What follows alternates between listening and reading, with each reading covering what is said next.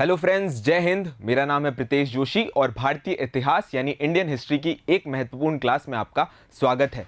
भैया आज बात करेंगे अपन भारतीय राष्ट्रीय आंदोलन की। अच्छा, पहले वाले पार्ट्स में तो अपन ने 19वीं और 20वीं शताब्दी में होने वाले सामाजिक धार्मिक सुधार आंदोलन पढ़ लिए थे। अब चलते हैं अपन हिस्ट्री के दूसरे पार्ट की तरफ, जिसमें अपन पढ़ेंगे इंडियन नेशनल मूवमेंट, भारतीय स्वतंत्रता आंदोलन या फिर भारतीय राष्ट्रीय आंदोलन। क्लियर है यहाँ तक बात? अच्छा, इस भारतीय राष्ट्रीय आंदोलन के अंदर अपन जो इंपॉर्टेंट चीजें देखेंगे वो क्या क्या होंगी। सबसे पहले तो अपन ये देखेंगे कि इस राष्ट्रीय आंदोलन की क्या क्या अवस्थाएं थी, भाई कौन कौन सी स्टेजेस है। स्टेजेस तो पता होनी चाहिए ना भाई कि राष्ट्रीय आंदोलन किस तरीके से चला, क्या क्या इंपॉर्टेंट चीजें थी। साथ ही साथ अपन ये देखेंगे कि भाई ये जो राष्ट्रीय आंदोलन था इसमें किस किस का क्या क्या योगदान रहा, कौन से क्षेत्र के लोग थे और कौन कौन लोगों का क्या क्या योगदान था, वो इस टॉपिक के अंदर अपन देखेंगे। तो दो चीजें देखेंगे, एक तो स्टेजेस देखेंगे इस भारतीय राष्ट्रीय आंदोलन की, तीन मुख्य स्टेजेस हैं, और ये देखेंगे कि कौन कौन योगदान करता थे और कौन कौन सा क्या क्या उनका योगदान था। तो क्लियर है बात? चलो अब अपन सबसे पहले बात कर लेते हैं कि भारतीय राष्ट्रीय आंदोलन है क्या। देखो, सिंपल सी भाषा में इसको समझने की कोशिश करते हैं कि भाई ऐसा आंदोलन जो स्वतंत्रता के लिए चलाया गया, किसके खिलाफ चलाया गया? तो विदेशी शासन के खिलाफ चलाया गया। सामान्य भाषा में कहूं, विदेशी शासन को हटाने के लिए भारतीयों की जो प्रतिक्रिया थी वो आंदोलन के रूप में किस प्रकार चली, इसको अपन कहते हैं भारतीय राष्ट्रीय आंदोलन। क्योंकि ये एक बड़ा सा नेशनल मूवमेंट था, पूरे राष्ट्र को कवर कर रहा था, इस वजह से अपन इसको राष्ट्रीय आंदोलन कहते हैं। और क्योंकि इसका मकसद स्वतंत्रता था, इसलिए अपन इसको फ्रीडम मूवमेंट या फिर स्वतंत्रता आंदोलन कहते हैं। क्लियर है यहां तक बात? अच्छा,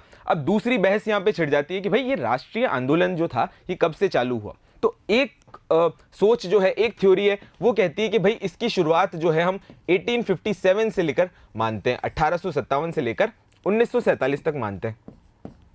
पर इसमें थोड़ी सी कॉन्ट्रडिक्शन है, इसमें थोड़ी सी परेशानी है। ये परेशानी है कि भाई 1857 का जो विद्रोह था, वो रिवोल्ट था, उसको अपन इंडियन नेशनल मूवमेंट के अंदर इंक्लूड करें या ना करें। भाई क्यों नहीं करें?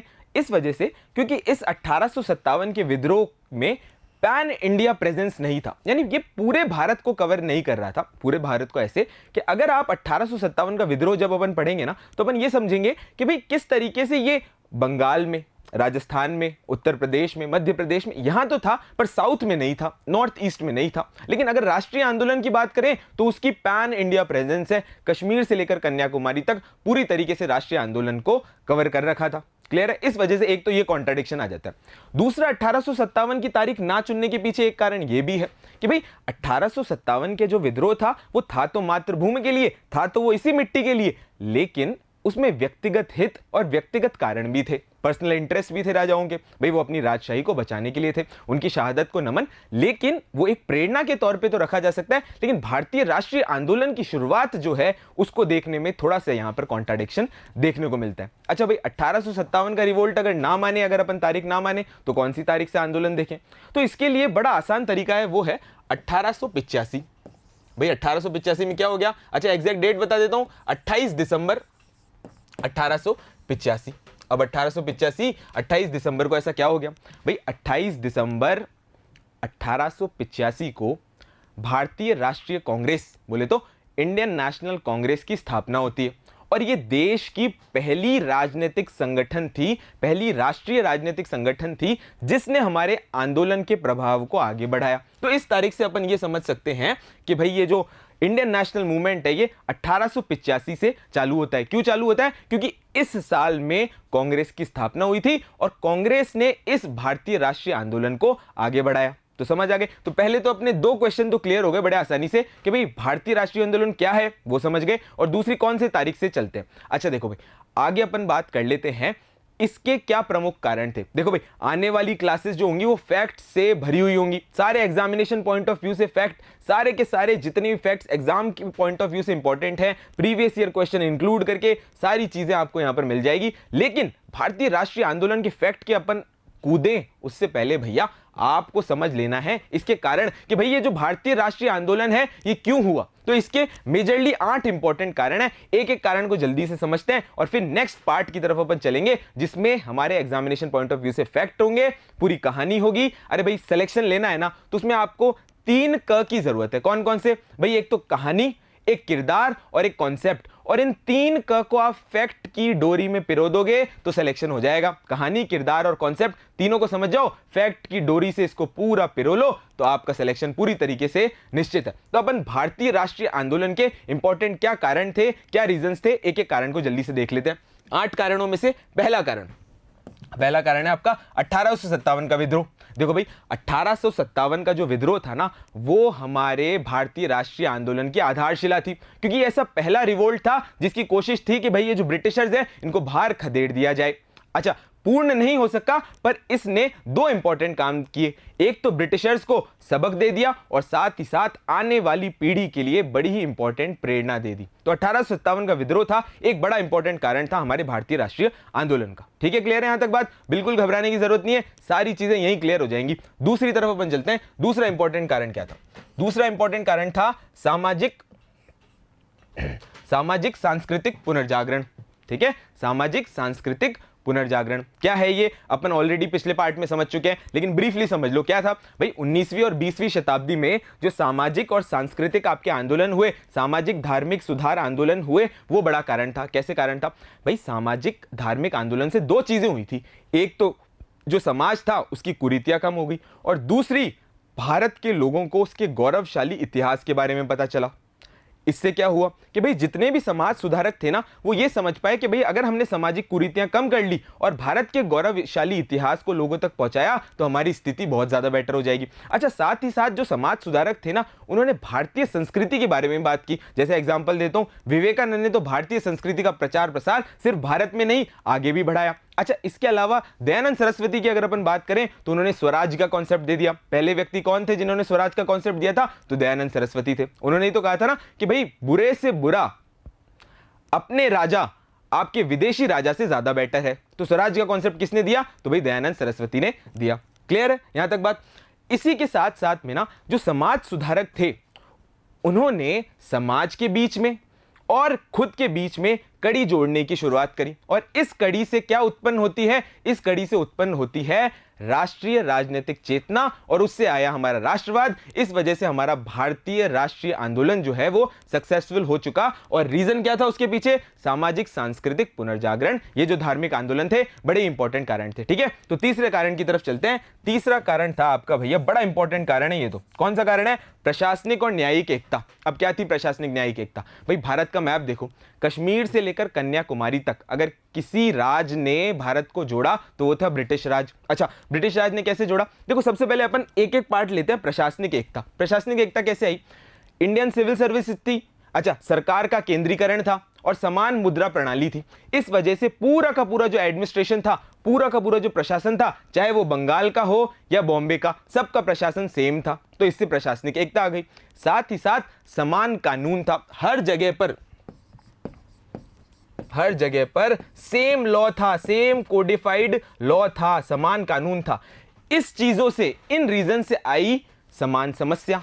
अब बंगाल का कोई व्यक्ति अगर ब्रिटिशर से परेशान है तो सेम परेशानी है आपके बॉम्बे के व्यक्ति की, और सेम परेशानी है आपके मद्रास के व्यक्ति की। इन सारी चीजों से क्या आती है भाई? इन सारी चीजों से राजनीतिक चेतना आई। और राजनीतिक चेतना ने किसको जगाया? राजनीतिक चेतना ने जगाया राष्ट्रवाद को, और इंडियन नेशनल मूवमेंट हो गया। तो आगे बात समझ में कि किस तरीके से प्रशासनिक और न्यायिक एकता से हमारा भारतीय राष्ट्रीय आंदोलन आगे बढ़ा। समझ आ गई? 4th पॉइंट की तरफ चलते हैं अपने समाचार। देखो, समाचार पत्रों को अपन ने एक कारण आपके धार्मिक और सामाजिक सुधार आंदोलन में समझा था। ये समाचार पत्र बहुत बड़ी कड़ी थे। किसके बीच में? अरे भाई, ये जो पॉलिटिकल लीडर्स थे, अपने नेता थे, साथ साथ समाज सुधारक थे, इनके बीच की और लोगों के बीच का एक माध्यम था जुड़ने का। समाचार पत्रों से 3 इंपॉर्टेंट काम हुए। क्या इंपॉर्टेंट काम हुए? एक तो लोगों के बीच में एक जनमत बना। ठीक है, जनमत बना, साथ ही साथ लोग शिक्षित हुए, उनके अंदर समझ आई। अच्छा, और ब्रिटिशर्स का जो दुर्व्यवहार था वो भी लोगों तक पहुंचा, और ये समाचार पत्रों ने इन चीजों को बढ़ाने का बहुत बड़ा योगदान दिया। तो समझ आ गए समाचार पत्र किस तरीके से। और आप एक चीज बड़ी नोटिस करोगे कि भाई जितने भी समाज सुधारक थे और जितने हमारे पॉलिटिकल लीडर्स थे, उन सब के कुछ कुछ इंपॉर्टेंट अखबार थे। जैसे राजा राम मोहन रॉय का याद करो, कौन सा? तो भाई बंगदूत था, संवाद कौमुदी था। इसी तरीके से विवेकानंद की अगर बात करें तो कौन सा था? प्रबुद्ध भारत और उद्बोधन। ठीक है, तो इस तरीके से जितने पॉलिटिकल लीडर्स थे, बाल गंगाधर तिलक की बात करें तो केसरी। तो इस तरीके से जितने पॉलिटिकल लीडर्स थे उन सबके इंपॉर्टेंट समाचार थे। क्यों समाचार रखे? जिसे लोगों और खुद के बीच में एक माध्यम बना सके, एक मीडियम बना सके। क्लियर है यहां तक बात? इसके बाद अपन बात कर लेते हैं इतिहास का शोध और पुनर्लेखन की। तो ये क्या पॉइंट है भाई, ध्यान से समझो। अच्छा, एक व्यक्ति को जल्दी से मैं आपको याद दिलाता हूं, एक व्यक्ति आपने पढ़ा हुआ है, याद करने की कोशिश करो, कौन सा, विलियम जोन्स।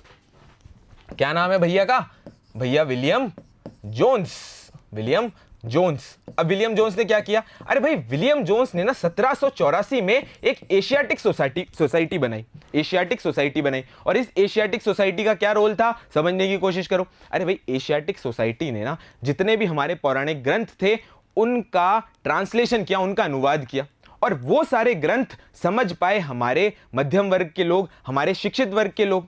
अच्छा, उन्होंने समझने की कोशिश की तो उनको बड़ी आसानी से समझ आ गया कि ये जो सामाजिक कुरीतियां हैं ना, ये तो अभी आई हैं। हमारे भारत का जो गौरवशाली इतिहास है वो बहुत बढ़िया है, हमारे अंदर किसी चीज की कमी नहीं है। तो हीन भावना कम हो गई।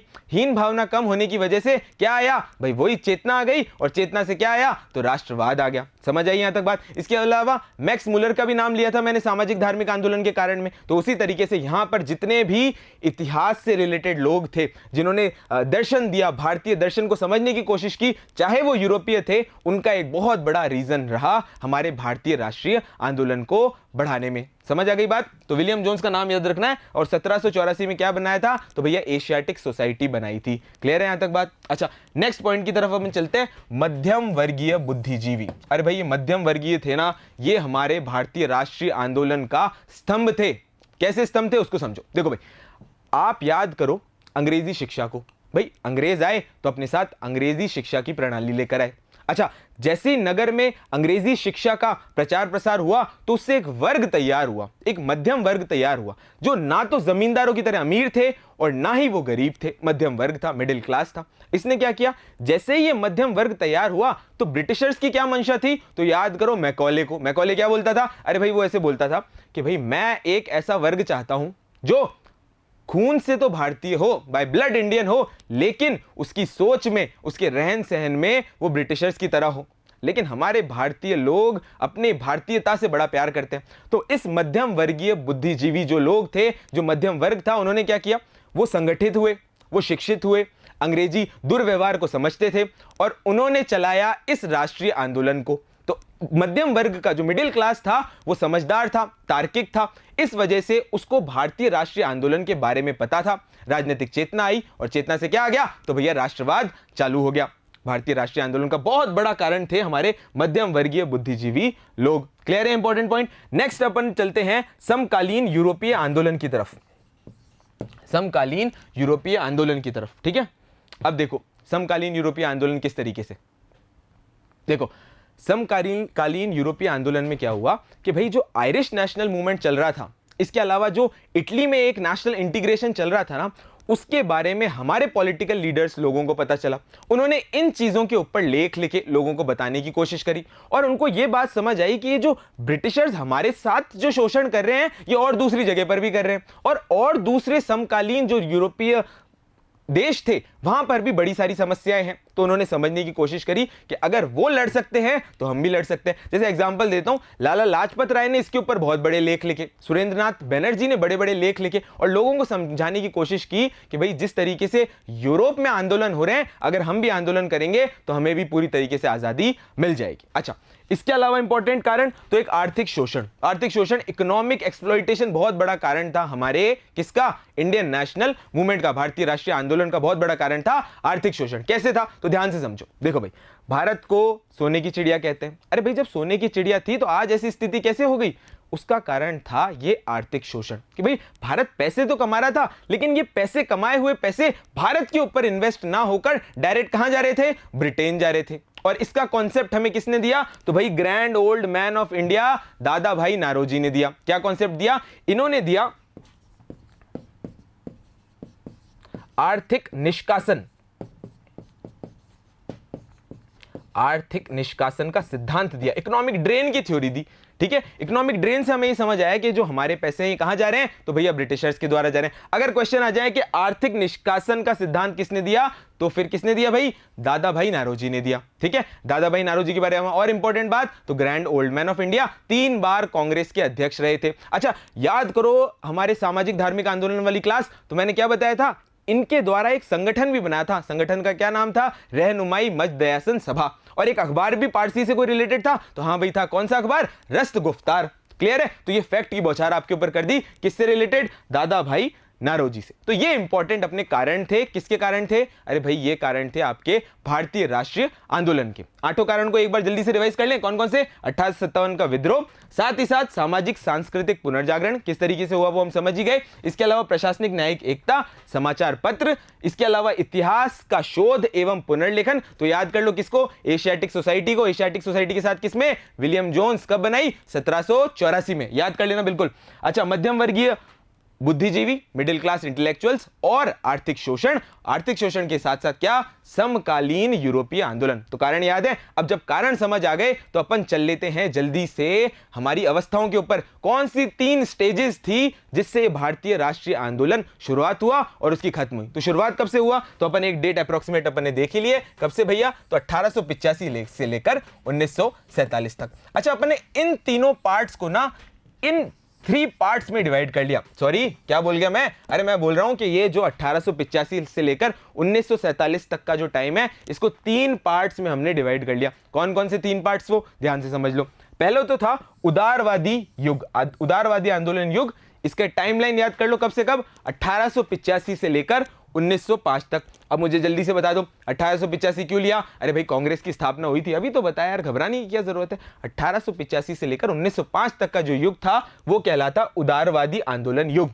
अब इसको उदारवादी आंदोलन युग क्यों कहते हैं? कौन कौन से थे इसके इंपॉर्टेंट लीडर और क्या थी इसकी मेन कोर्स ऑफ एक्शन, उसको भी समझ लेते हैं। समझे? चलो देखो, जो इस शुरुआत का युग था ना, इसमें उदारवादी लोग, या अगर आसान भाषा में कहें कि नरम दल के जो नेता थे उनका बहुत बड़ा प्रभाव था। अच्छा, ये लोग क्या चाहते थे? तो भाई ये चाहते थे कि भाई एक तो लोगों के अंदर राजनीतिक चेतना आ जाए, राजनीतिक चेतना आ जाए, साथ ही साथ जो थोड़े बहुत हमें पॉलिटिकल राइट्स चाहिए, जो थोड़े बहुत हमें राजनीतिक सुधार करना है, वो हो जाए। लेकिन हम रहें किसकी छत्र छाया में? तो भैया हम ब्रिटिशर्स की छत्र छाया में रहें और राजनीतिक अधिकारों के लिए अपनी लड़ाई लड़ते रहें। लेकिन लड़ाई कैसी? शांतिपूर्ण तरीके से। शांति प्रिय लोग थे। कौन कौन थे इसके इंपॉर्टेंट लीडर्स? तो उनको भी देख लो।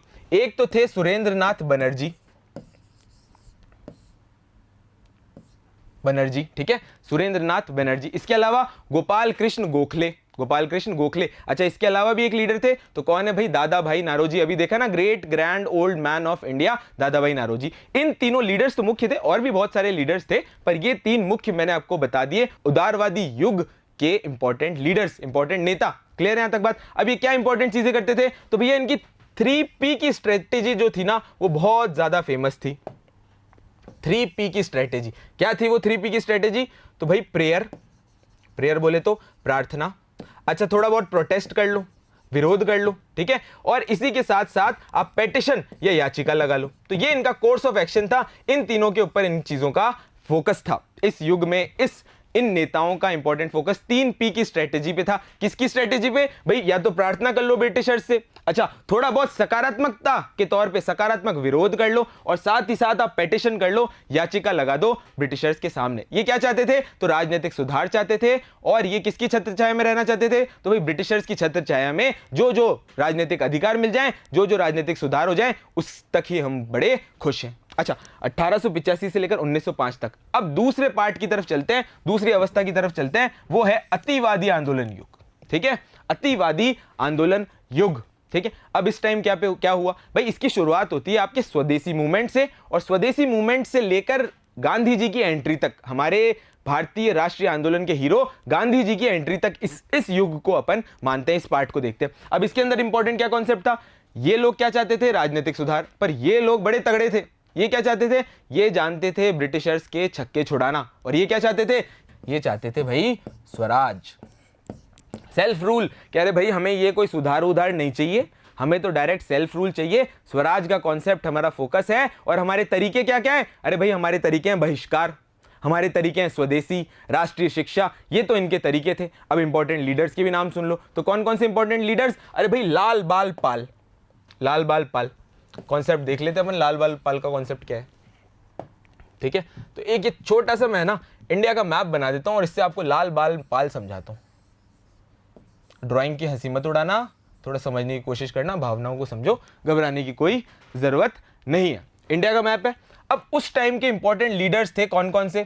एक तो थे आपके बाल बोले तो बाल गंगाधर तिलक, बाल गंगाधर तिलक। अच्छा, इसके अलावा एक थे आपके लाल कौन? माटी के लाल, लाला लाजपत राय, ठीक है। और एक थे आपके पाल कौन? बिपिन चंद्र पाल। इसके अलावा अरविंद घोष भी थे, लेकिन लाल बाल पाल का बड़ा ही रुतबा था कौन से युग में? अतिवादी आंदोलन युग में। कब से कब तक? 1905 से लेकर 1919 तक। 19 क्यों भाई? गांधी जी की एंट्री। अच्छा घबराओ मत, गांधी जी की एंट्री कब हुई तो हमें सबको पता है, 9 जनवरी 1915 को। यहां तक सबको क्लियर है। लेकिन उनके जो राष्ट्रीय आंदोलन थे कि भाई असहयोग आंदोलन या रॉलेट सत्याग्रह, वो 1919 के बाद शुरुआत हुए थे। तो इस वजह से हम नेक्स्ट युग की तरफ चलते हैं और उस युग को कहते हैं हम गांधीवादी आंदोलन युग, गांधीवादी आंदोलन युग। अच्छा भाई, ये तो था नरम दल के प्रभाव वाला युग, ये था गरम दल के प्रभाव वाला ग्रुप। और जब गांधी जी आए तो नरम दल भी एक हो गया, गरम दल भी एक हो गया, और हीरो कौन बन गए? हमारे महात्मा गांधी। और उन्होंने कौन सा आंदोलन चलाया? अरे तो भाई बहुत सारे आंदोलन चलाए थे। एक एक आंदोलन को हम देखेंगे इस युग में। और ये युग कब शुरू होता है? 1919 से लेकर हमारी आजादी तक। भाई आजादी दिला दी कब? 1947 में। क्लियर है यहां तक बात? तो तीनों युगों की बातें सारी इंपॉर्टेंट अपने क्लियर हो गई।